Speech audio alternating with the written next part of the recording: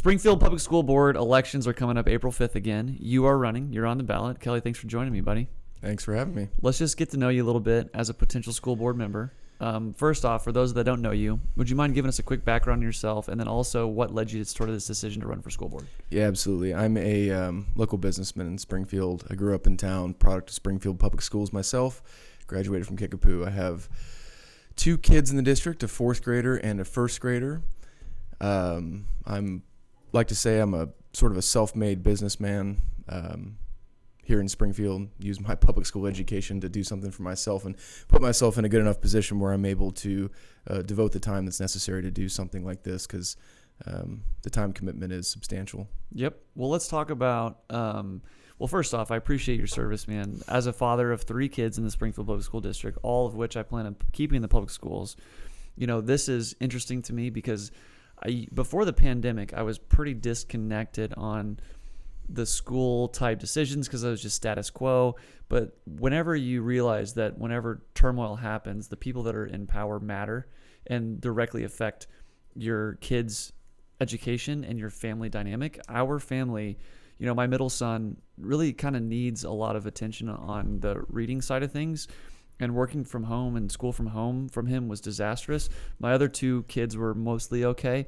They struggle on the social side, but I'm still feeling the reverberating consequences from the decisions that were made. Not that they were necessarily negative, but it got me to a point where I started to become active, to think that the people that are in place in the positions of power, whether it be superintendent, school board, whatever, matter greatly. So I just want to take some time to sort of get to know that and just say thanks for running. We've been friends since we were kids. We went to, let's see, Cherokee together is when we first started hanging out. We've been friends ever since. So, well, let's start talking about some issues. Okay. So let's just go kind of down the what issues should parents be concerned about? What are you mostly concerned about? Let's kind of talk about some of those. Yeah, I think a lot of it can be just summarized in just a lack of parent choice, a lack of focusing on what really matters in a kid's education, which is basically parents and teachers first, and kind of further down the chain would be administration, and then buildings and technology and things like that. And I think our priorities have kind of flipped, gotten a little out of whack.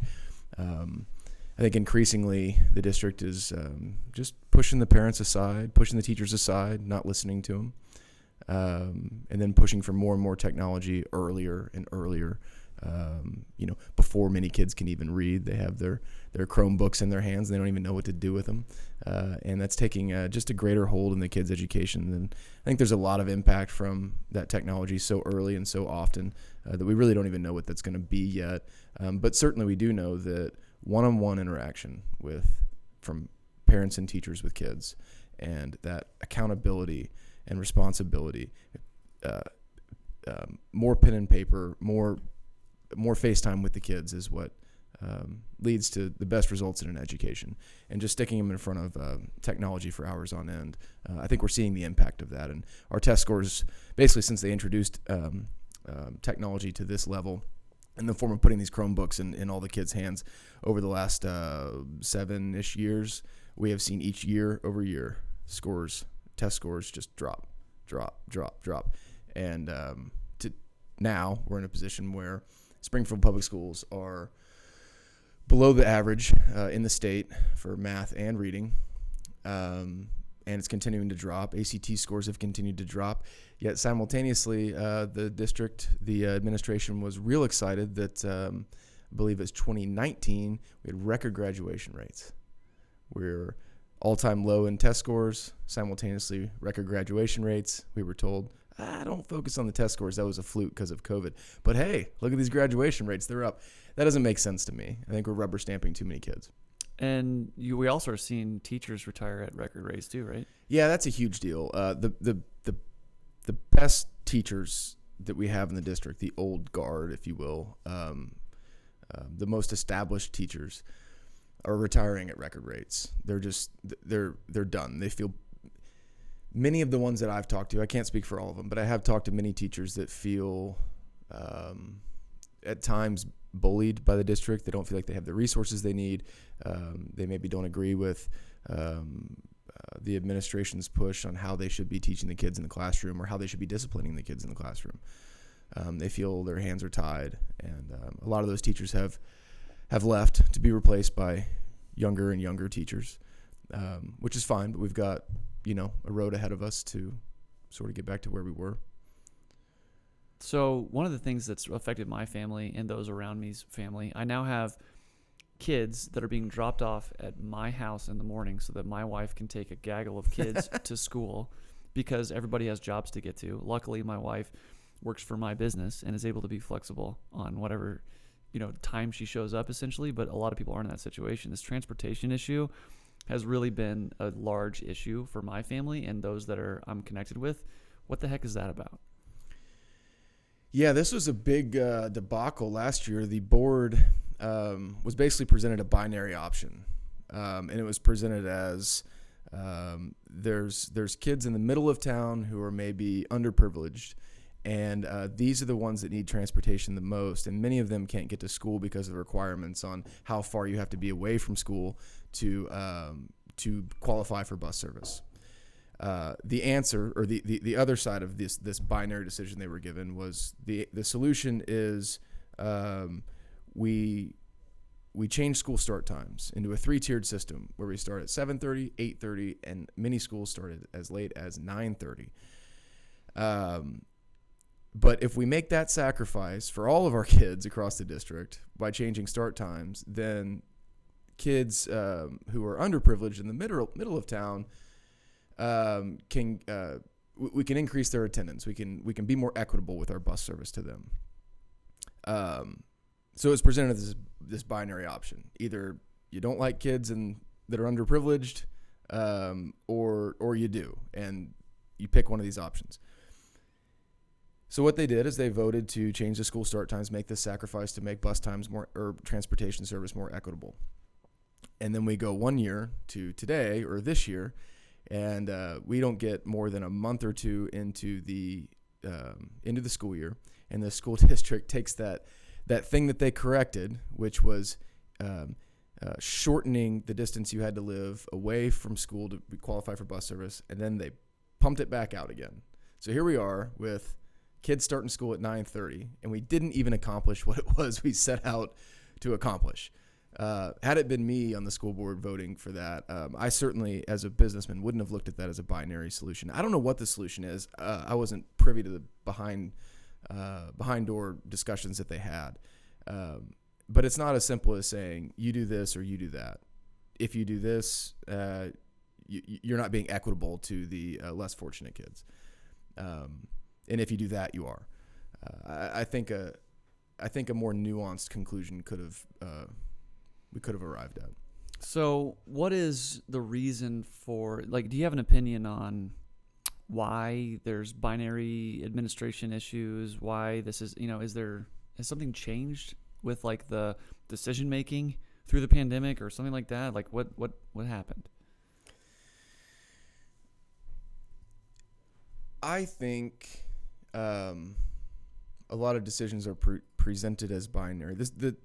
The district and the board, they only show us what they want to show us. There's a lot of closed door meetings. Us as parents, the district, the voters, anyone that wants to, anyone that cares about Springfield Public Schools and wants to tune in. Okay. They really only show us what they want to show us, and I'm sure that we don't need to see everything, but they certainly have the opportunity only to tell us the story that they want to tell us. And I'm sure a lot of there was a committee that was put into place to identify possible solutions to these transportation issues, and through all the discussion of that committee, they arrived at this sort of binary decision, and that's what we were presented. In my opinion, there's a deep issue with what's going on the board. So in March of 2020, we are in the very early stages of this pandemic, and things had just shut down. The school board had voted to essentially cede all their authority to the superintendent for purposes of the pandemic. At the time, it was John Jungman. He's since no longer our superintendent. We have Dr. Granita Lathan.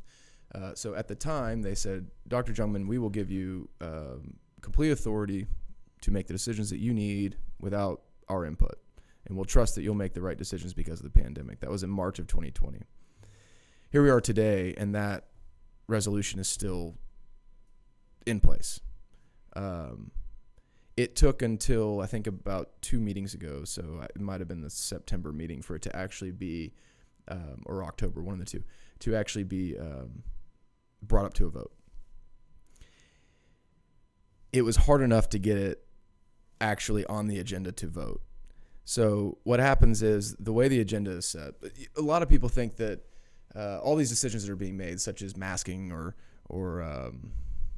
I don't know, name it, that the board is the one making these decisions, and a lot of their frustration is directed at the board, when in reality they're not making these decisions, and they're doing it on purpose, because many of the board members, not all, but many of the board members, they don't want to be in that position where they're making the tough decisions. So they're happy voting on that resolution in March of 2020 to say, look, superintendent, you just handle it. We have a lot of members on the school board who, in their personal lives, could see fallout from people on one side or the other of an issue, that, would be nasty to them on Facebook or whatever. The mob could come after them for whatever reason. And it puts them in a position where, I don't want to go to work on Monday and have an employer or an employee, someone I work with, complain about my stance on this or that. And it puts them in a very fearful position. So I think they're happy to not vote on a lot of things. Fortunately, I'm not in that position. You can't be canceled. You're uncancelable. I'm uncancelable. Yeah, it's a good way of putting it. I honestly don't care. I am a businessman, and I don't have a boss. I don't even have a big client base that I'm trying to, make happy or whatever. I can make tough decisions, and I can do so and sleep perfectly fine at night.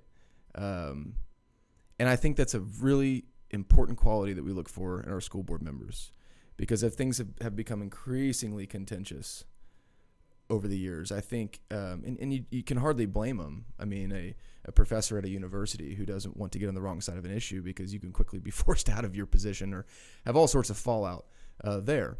So I think we need more people that are that are in a position in their lives to make tough decisions. So what happened a couple of months ago in October? I believe it was October. Finally, it was brought to the agenda to vote to rescind that resolution from March and say, we're going to take back our authority as board members. The authority that really isn't ours. It's the voters. Yeah. It's the members of the community who are able to vote. The people that live in the Springfield Public School District, it's their authority on loan to the school board members to represent them in the form of oversight of the superintendent. That's really their only power as a board member, is oversight of the superintendent. They're not making they're certainly not making day-to-day decisions. They're only voting on what's on the agenda. Well, here's the weird thing. The agenda is set by the board president and the superintendent in a closed-door meeting a week before the board meeting. So we're supposed to have oversight over the superintendent, but the superintendent and the board president, and I believe also the board vice president, are the only ones in a closed-door meeting, and they don't even allow the other 4 members of the board into that meeting. And it's been proposed that they should, and it just keeps getting shot down. It just falls on deaf ears. So a good example is masking. The board members of Springfield Public School District have not voted on the masking issue. So there's a lot of people that are upset saying masking should be optional. Why is the board letting this happen? Well, they haven't voted on it because it hasn't been on the agenda, because the superintendent and the president set the agenda. The only other way for it to get on there is if a board member steps up and says, I move to put this on the agenda, and then it gets seconded. So you need 2 out of the 7 to even get something else in the agenda. Well, speaking of the resolution, to basically cede authority to the superintendent. Well, of course, if the superintendent and the president are the only 2 setting the agenda, well, voting to rescind that isn't going to make it on the agenda, despite at least one board member's repeated efforts over months, get it on the agenda, get it on the agenda, get it on the agenda, and she was ignored. until finally, big fallout argument happens in a meeting, and she motions, and we get a second. So it gets on the agenda. Here's the opportunity. Now we're going to know where all 7 board members stand. Now we're in this position that I was talking about. A lot of these board members don't like to be in. Now everyone's going to know a tough issue, what side of it I stand on, and that puts me in the spotlight. This is where I think I would have an advantage to correctly represent the wishes of the people that voted me into that position. That vote goes 2 to rescind it, 5 not. So we have 2 votes in there that would take the authority back, the people's authority that they've entrusted to the school board members. We have 2 members on the record that have voted to take that back, and we have 5 that are on the record that want to keep it that way, that want to continue to just be cheerleaders for the superintendent, and that be their sole role. Our role is to be here and to be a public face, to just clap and cheer, and it all be smiles and rainbows and bunny rabbits, right? Well, the good news is we get to vote for 2 candidates in April. 2 more candidates, depending on who those candidates were. If they were 2 candidates like myself who would join the current board members who voted to rescind that resolution, we would have a majority. We'd have 4 out of 7 to actually take that authority back in the form of creating functional oversight over the superintendent rather than just being cheerleaders for the superintendent and the administration. And that election's in April. So I would urge everyone to do your research, vote for me, because I certainly will do that. And I believe that there's at least one other candidate who will be on the ballot who will side with me and the other 2 current board members to do our job. Can you talk about who that is or no? It's not set yet. Okay. As of this recording, the ballot isn't set yet. People are still getting their signatures. And even if so, I mean, I don't know that picking sides is the best thing for me to do. I think it'll be obvious. I think if people pay even the slightest amount of attention, I think it'll be obvious which candidates will do that and which won't. Where can we stay informed? Watch the board meetings. They're on YouTube. Springfield Public Schools has a YouTube channel. Okay. I think I watch those every month, and I think seems like they're about the same amount of views, 650 views or something on there. But watch those board meetings, and that's kind of crazy too. 650 views out of 20. We have like 23,000 students in the district or something. And you got to think we've got more than 600 something employees in the school district too. There's only 600 some odd people watching those board meetings. So that's certainly one place. Well, your Facebook group is a good place. Can I just challenge you, as like we're kind of doing this on camera right now? I think you should provide a 3-minute overview summary of your thoughts on the board meeting after you watch it in the Facebook group, on a Facebook Live, and ask a Q&A. I also think you should post articles that you think are relevant in that Facebook group. And also, what is the Facebook group called? R. Kelly Byrne for School Board. Okay. And everybody knows how to find that. You just go to the search function on groups, look for that actual name, and then request to join, because you have to actually get allowed in, correct? I think it's public now. Okay. All right. And that's where you can just at least stay informed. Because I'll be honest, I ain't going to watch. And how long are the board meetings? 2 hours? Oh, God. Yeah. So they've been able to shrink them down to about 2 hours by limiting the amount of time that of public speaking, which that's not the right way to go about it. But yeah, they tend to be anywhere from 2 to 4 hours. If you could do like a little summary, that'd be awesome for those of us that really just trust. You know, my plan is the reason I'm putting my resources towards you is because I'm not fortunate enough to be able to have the time to run for politics. I would eventually, maybe I might, but right now I got to run a business. But I would be very grateful if you could maybe take that information and provide sort of some thoughts, you know, with some insight that just summarized it. And if I knew that there was one place that I could get sort of that information to stay in touch, I could trust you to like be able to like at least. You can obviously post the long form board meeting too. So if you want to go get from the horse's mouth, you can, but your summary would be awesome. I think it's a great idea, and I'll do it. Cool. I'll commit to that. Do you have any sort of email address list going or anything like that, or any sort of Any of that? Well, anyone can contact me at Kelly4, just the number 4, SPS at gmail.com. Okay. And I've got the same address for a website, Kelly4SPS.com. Okay. And the easiest thing to do really though is to join that Facebook group, right?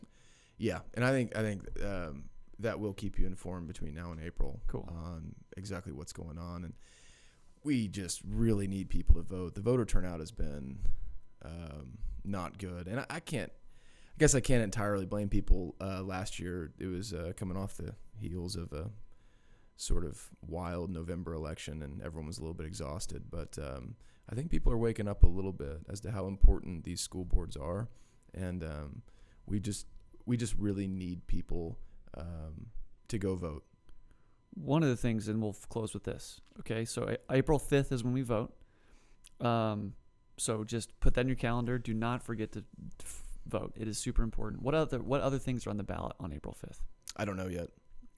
Okay, all right. Not much. They keep them on these ballots on purpose. You talk about transparency of communication as an issue.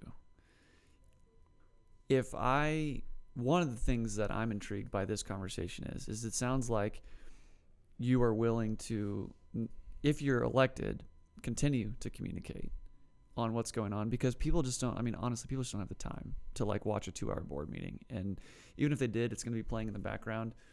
And that's why we hire officials, is to essentially, I believe in what you're saying. I believe you represent my values and I trust you. But if you could also bring that communication back, that'd be something as a parent of SPS that I would find great value in.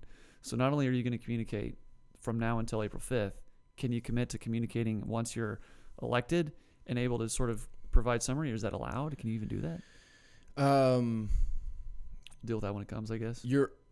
I think as a board member, this is like a lot of issues. You're urged not to. And this is why, maybe this answers some questions as to why board members don't talk more.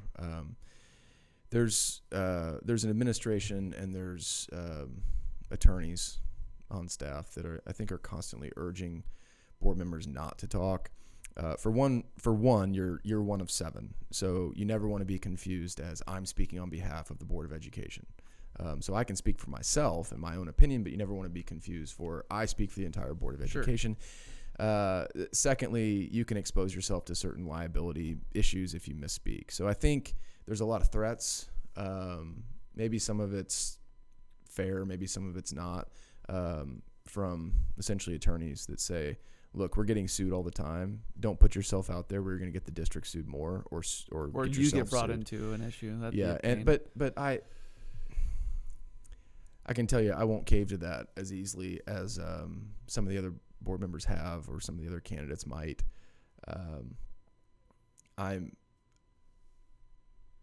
As I explained before, I am nothing but true to myself and my beliefs.